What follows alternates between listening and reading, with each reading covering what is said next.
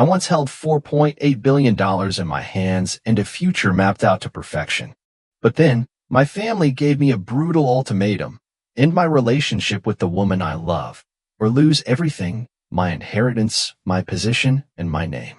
That night, alone in my luxurious Manhattan apartment, I stood holding a photo of Leah, her eyes seeming to pierce right through me.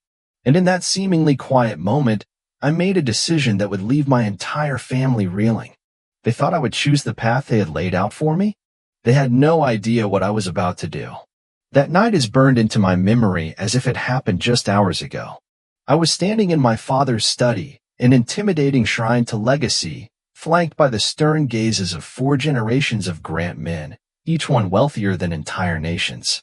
The room was thick with tradition, power, and the kind of pressure that makes it hard to breathe. Then came his ultimatum, sharp and cold. It's her, or your inheritance. A pause. Then the final blow. Choose wisely, son. This wasn't how I imagined my life changing. Just 6 months earlier, I was the golden child, Harvard MBA, running our family's $50 billion investment firm, living a life most people only dream about: private jets, yacht parties, vacation homes in 7 countries. You name it, I had it, or rather, my family had it. And that's the thing about golden handcuffs. You never realize how heavy they are until you try to break free. I was raised to believe that our wealth wasn't just money, it was a responsibility. We're different, my grandmother would say during our Sunday brunches at the estate. We don't just have money, we have legacy. That legacy meant everything: carefully planned marriages, meticulously groomed heirs, and most importantly, maintaining what they called our family standard. I never questioned what that really meant until Leah. She walked into that charity gala like she owned the room, but not in the way I was used to. No designer dress, no family jewels, just a simple black pantsuit and the most confident smile I'd ever seen.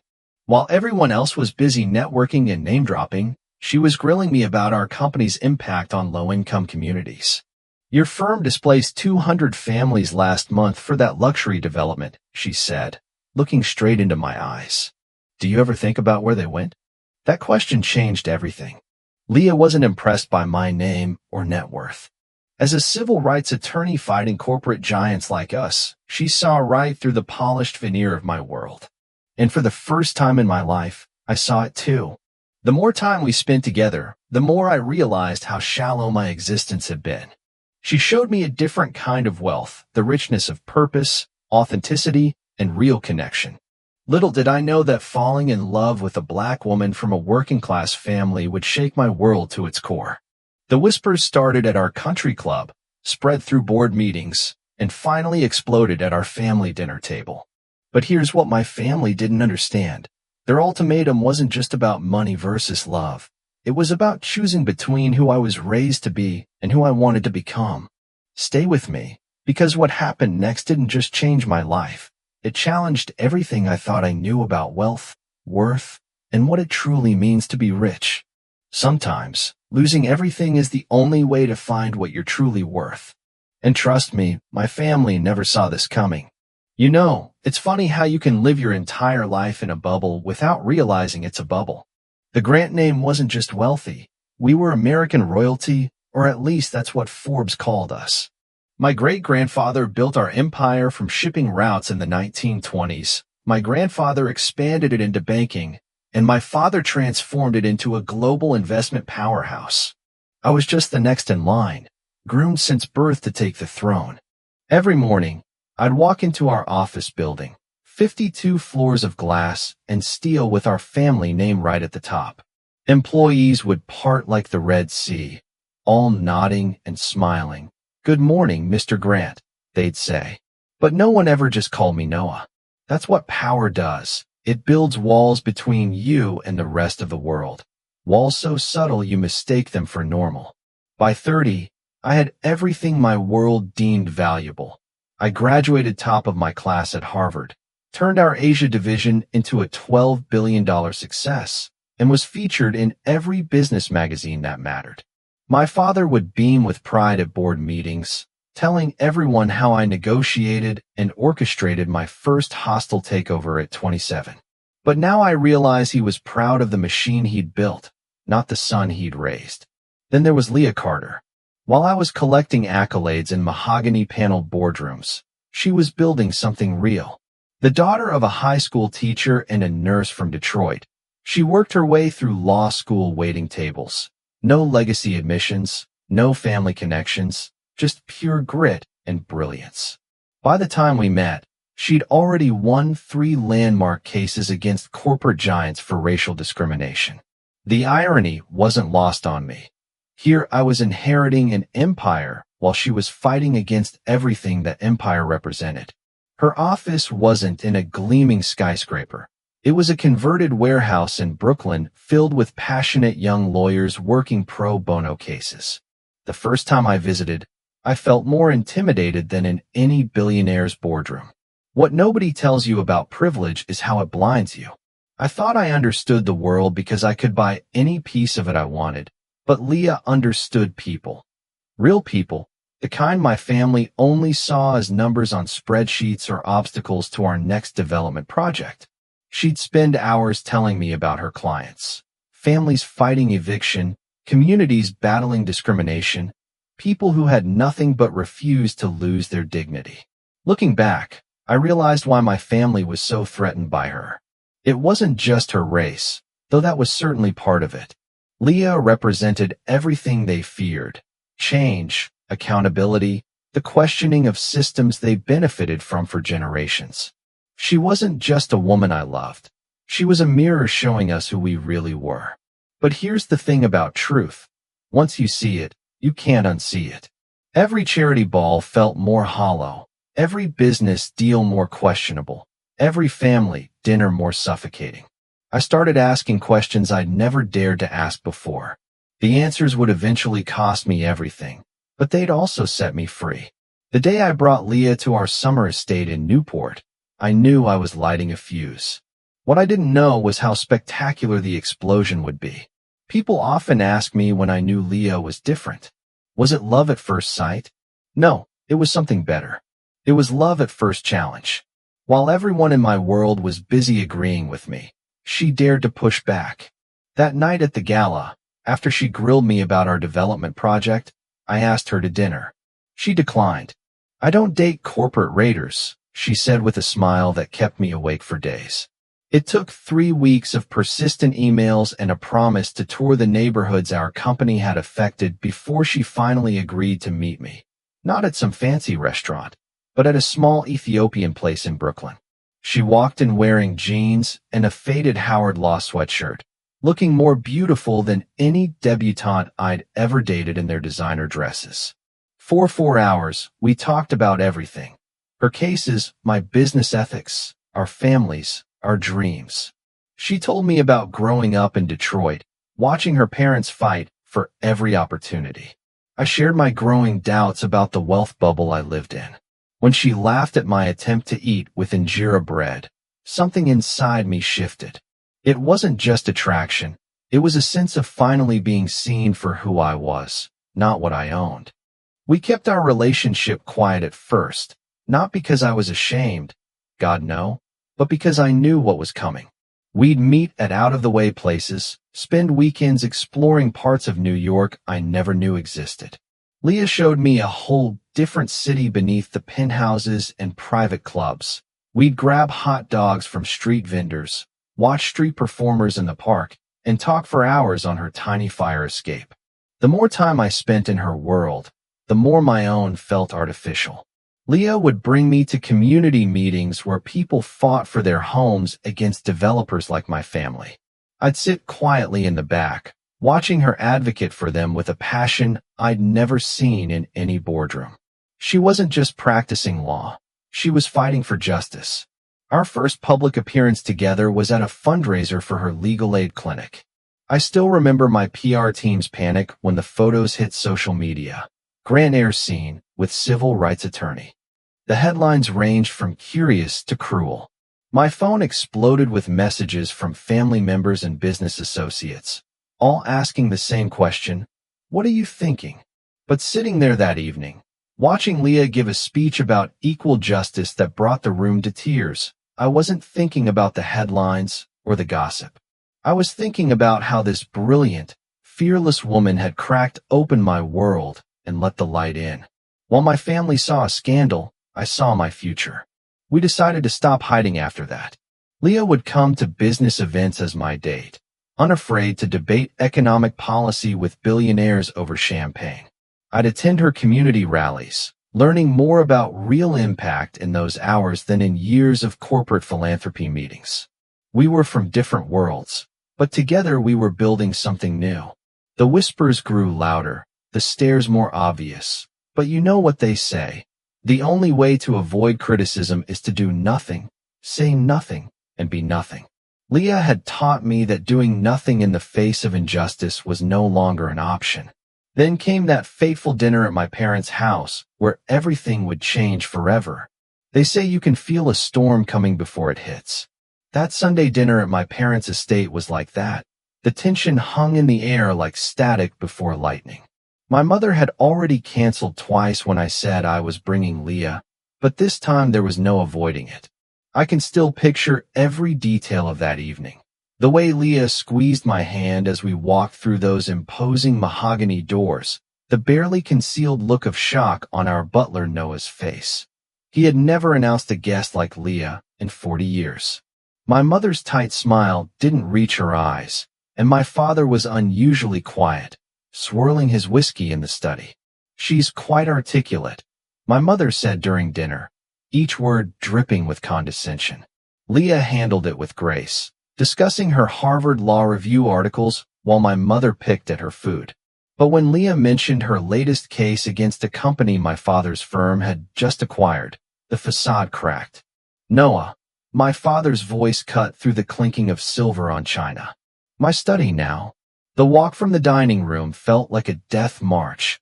Portraits of Grant patriarchs stared down at me, their eyes full of judgment. As soon as the door closed, he exploded. Have you lost your damn mind? Do you know what this will do to our reputation, to our business? He paced the room like a caged lion. The board members are already talking. Our biggest clients are asking questions. And let's not even start about what this will do to your mother's standing in society. I tried explaining that times had changed, that love shouldn't have color barriers. In 2025, he laughed, a cold, harsh sound I'd never heard before. This isn't about color, son, it's about class, about legacy, about everything we've built. That girl, she represents everything that threatens our way of life. The next few weeks were a blur of private meetings. Family elders flew in from across the country.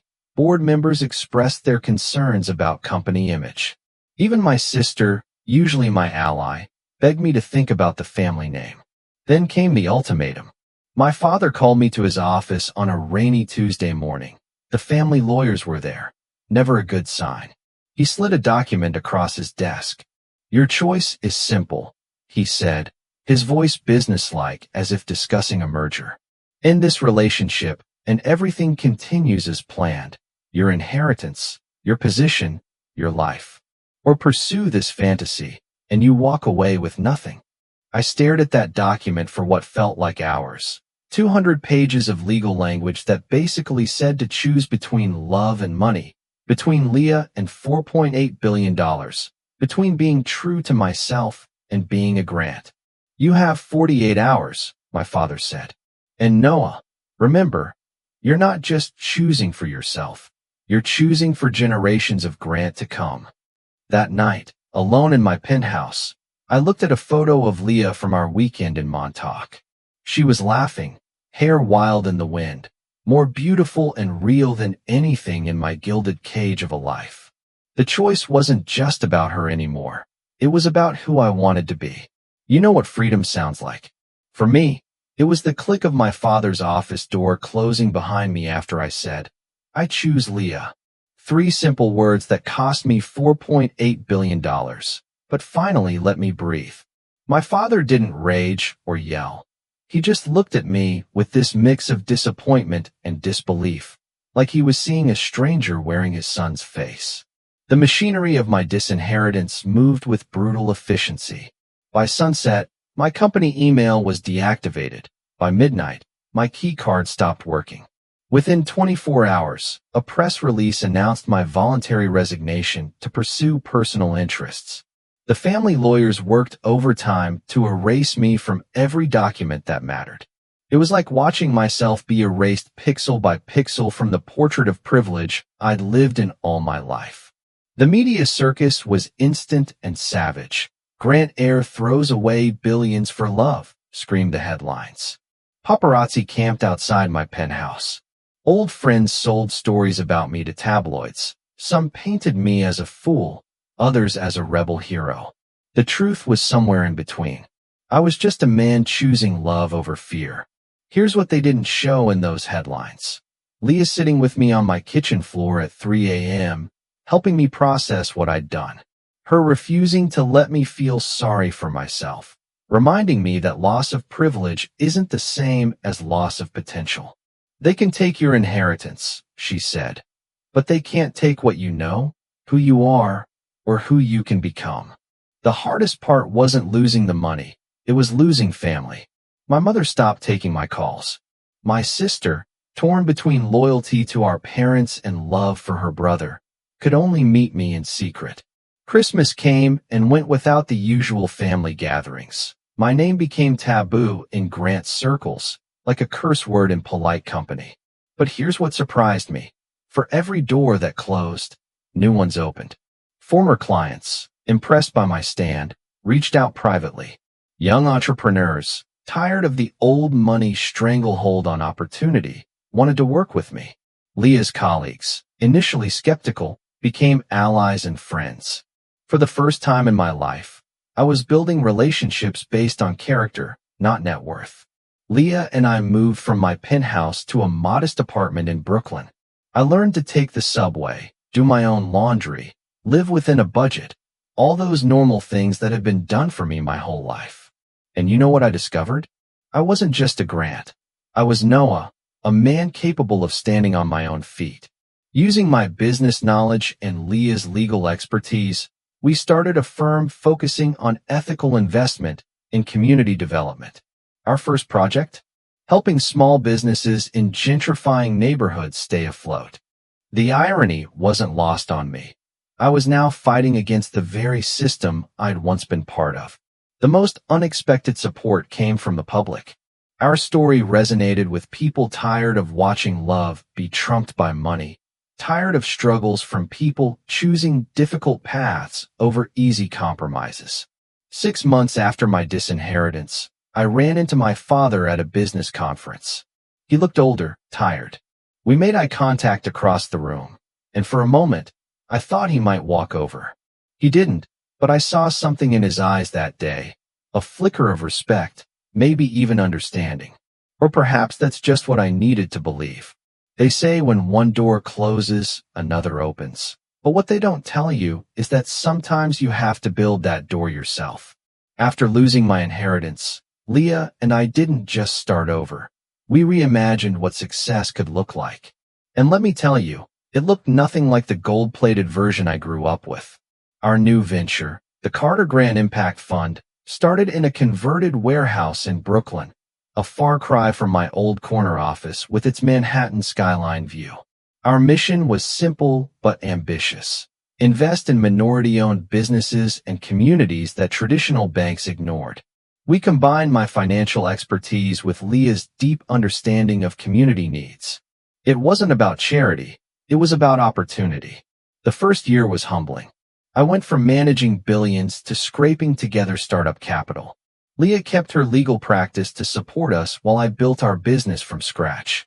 Every no from investors felt personal. Every setback tested our resolve. But here's what I learned. Hunger and purpose are better motivators than inheritance ever was. Our breakthrough came from an unexpected source. A group of young tech entrepreneurs, children of immigrants, believed in our vision. They didn't care about my fallen status. They cared about impact. Our first fund raised $50 million, modest by my old standards, but transformative for the communities we served. We funded Black-owned tech startups, helped immigrant entrepreneurs scale their businesses, and created jobs in neighborhoods my family's firm would have gentrified. Leah and I got married in that same warehouse, surrounded by the community that had become our new family. My sister came, defying our parents' wishes. She hugged Leah and whispered, "You made my brother a better man." That meant more than any billion-dollar inheritance. The success that followed wasn't measured in dollars, though those came too. It was measured in lives changed, communities transformed, and barriers broken. Our funds model was so successful that even some of my father's old business associates quietly started investing with us. Turns out, doing good and doing well aren't mutually exclusive. But the real wealth? It's in the moments. Waking up next to Leah every morning, knowing our love sparked a change bigger than ourselves. Walking through neighborhoods we've helped revitalize, seeing small businesses thrive where there was once decay. And most importantly, going to bed each night knowing that we're building a legacy based on love, not fear. You see, losing everything helped me find something priceless, my true purpose. You know what's funny about life-changing decisions? You never really know their full impact until years later. It's been 5 years since I chose love over billions, and I can honestly say it was the best decision I ever made. Not because it was easy, it wasn't, but because it was true. Looking back, I realized that what my family saw as my greatest mistake became my greatest gift. They thought they were punishing me by taking away my inheritance. Instead, they freed me to build something authentic. Our impact fund now manages over $500 million, focusing on underserved communities. We've helped launch more than 200 minority-owned businesses, created thousands of jobs, and shown Wall Street that ethical investing isn't just a buzzword, it's the future. My relationship with my family is evolving. My mother started sending birthday cards last year. My sister brings her kids to visit, though our parents don't know. And my father, last month, he called me for the first time in 5 years. We talked for an hour, not about money or business, but about life, about change, about the grandchild Leah and I are expecting. It's a small step, but it's something. Leah and I are building our own legacy now, one based on love, courage, and the belief that true wealth isn't what you have, it's what you give. Our story has inspired others to challenge the status quo, to choose love over prejudice, purpose over privilege. And that's worth more than any fortune. People often ask if I regret my choice. They see the billions I walked away from and wonder how anyone could make that decision. But here's what I know now. Some things in life are priceless. The freedom to love without conditions, the power to create positive change, the joy of living authentically. These aren't just nice ideas. They're the real measure of a life well lived. In the end, this isn't just a story about choosing between love and money. It's about choosing who you want to be when faced with life's biggest tests. It's about having the courage to walk away from what's expected to embrace what's possible. And most importantly, it's about understanding that sometimes losing everything is the only way to gain what really matters. Leah and I are expecting our first child next month, a daughter. And when she asks me one day why we don't have the same wealth as her cousins, I'll tell her about how her parents chose love over fear, purpose over privilege, and authenticity over inheritance. I'll tell her that true wealth isn't in what you own, but in who you become. Because sometimes the best legacies aren't the ones we inherit. They're the ones we dare to create ourselves. As I sit here in our Brooklyn office, watching Leah mentor young lawyers while our impact fund transforms communities, I can't help but smile. That photo from the charity gala where we first met sits on my desk, a reminder that one moment of courage can change everything.